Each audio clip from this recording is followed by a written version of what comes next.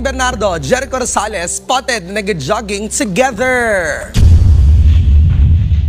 Parang talagang for me parang top of mind yung kung sino yung gusto mong makatrabaho. She has something meron siyang something. Kung nag-iisip si Catherine Bernardo. Ang tinaguriang Jerkath Love Team, nina Catherine Bernardo at Jericho Rosales. Sino nga ba ang may hawak ng puso ng isa't isa? Tara, alamin natin ang buong detalye. Panuulin ang buong video. Kumusta mga idol? Mayroon naman tayong bagong chika sa inyo. Bago yan, welcome sa channel ni Mr. JV. Alam nyo bang madalas na pag-uusapan, ang posibilidad na magkaroon ng project sina Catherine at Jericho? Sabi nga ni Jericho, si Catherine ang isa sa mga gusto niyang makatrabaho, dahil sa galing niya sa acting. Si Catherine kasi, napakagaling na artista. For me parang top of mind yung idea na yun, dahil she has something na parang for me maganda tingnan.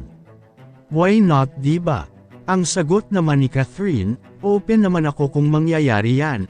Magandang opportunity yan para mas lalong ma-enhance ang skills ko sa pag-acting, at marami pang project na dumating. Alam nyo ba noong 2018, tinanong si Jericho kung posible bang makatrabaho niya si Catherine? Ano kaya ang sagot nila? Ang sagot ni Catherine, why not diba? Kasi open naman ako maging partner niya. I think kasi naglalaro lang kami nun parang senaryo na ganyan, sabi ni Jericho. Samantala, nag-viral ang lumabas na video sa social media, na spotted sila sa isang bar kasama ang kanilang non-showbiz friends. Panuulin ang litrato at video, kung saan makikitang magkasama sila sa isang table counter. Kilig vibes diba? Pero hindi rito nagtatapos ang kilig. Dahil sa isang pang-viral video, makikita natin ang dalawang nagjo-jogging na magkasama sina Jericho at Catherine. Totoo nga kayang may something special sa kanilang dalawa. Sabi nga ni Jericho Rosales, matagal na niyang pangarap na makatrabaho si Catherine Bernardo. Ayon sa aming source, handa raw isantabi ni Jericho ang lahat ng kanyang schedule sa showbiz para lang kay Catherine.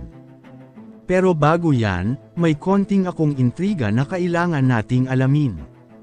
Ayon sa aming source, hiwalay na sina Jericho at Kim Jones, ang long-term partner ni Jericho.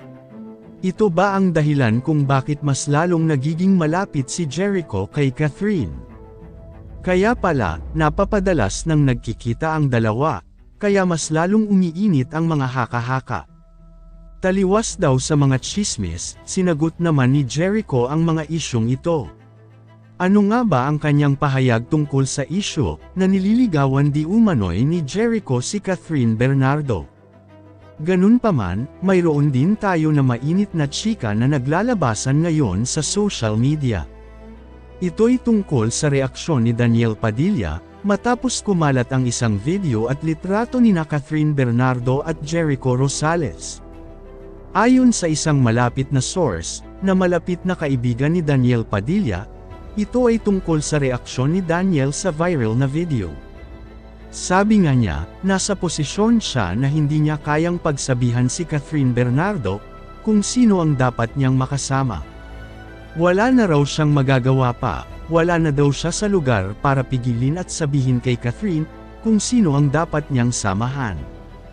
Mukhang iniintindi ni Daniel ang sitwasyon, pero hindi ibig sabihin ay wala siyang pakialam kay Catherine. Dagdag pa niya, dapat mag-ingat siya lalo na kung kasama ni Catherine ang ibang lalaki. Ganun pa man, may mga netizens nagbigay ng opinyon tungkol sa sagot ni Daniel Padilla. Mayroong respeto at may pag-unawa si Daniel kahit wala na sila ni Catherine, iniingatan pa rin ni Daniel ang kapakanan ni Catherine. Sabi pa ng ibang netizens, tama lang yung sagot ni DJ, respeto sa space ni Kath. Parang may tampo si DJ, pero understandable naman siya. Ang sweet pa rin ni DJ, Kathniel forever. Hayaan natin si Catherine sa kanyang buhay. Hindi natin siya mabantayan 24/7. Sa kabila ng hiwalayang naganap, sa isang source na malapit kay Daniel Padilla, na kahit na ganun, nandyan pa rin siya para kay Catherine. Isa itong magandang mensahe, tungkol sa nakaraan at tunay na pag-aalala niya sa kanyang ex-girlfriend. Posibleng itong pag-amin ni Daniel, ay isang mensahe sa mga fans na kahit na naghiwalay na sila, nagtatagal pa rin ang pag-aalala at respeto ni Daniel kay Catherine. Nakakakatulong ito sa mga patuloy na sumusuporta sa kanilang mga karera. Hindi rin madali para kay Daniel, lalo na't maraming lalaki ang humahabol kay Catherine. Lalo na si Jericho Rosales, na noon pa man, ay inamin ng crush niya si Catherine. Maari namang magdulot ito ng kaunting kaba kay Daniel, ang makitang nasa paligid si Catherine ng iba't ibang manliligaw, pero wala na silang koneksyon at wala na siyang magagawa pa. Ganun pa man, ang mga netizens ay nagbigay ng payo sa fans ni Catherine, na ipinapaalala sa kanila na huwag masyadong mag-alala, kung saan siya pumupunta o sino ang kasama niya. Sa henerasyon ng social media, madali nating masundan ang ating mga iniidolo. Fast forward sa 2023, sa gitna ng isyu ng hiwalayan ni Catherine at Daniel Padilla, nagsimula na ang mga fans mag-speculate, kung sino ang magiging leading man ni Catherine sa mga future projects niya. Kayo mga idol, ano ang masasabi nyo sa chika topic natin ngayon? At syempre bago tayo magtapos sa ating video, ay inaanyayahan ko kayo na mag-like sa ating Facebook at mag-subscribe na rin sa YouTube, dahil malaking tulong na ito sa pag-grow ng aking channel, upang mas lalo pa ako na magsipag sa pag-upload ng mga videos na kagaya nito. Hindi naman ako nagmamakaawa sa inyong mga idol, pero sana maawa na kayo.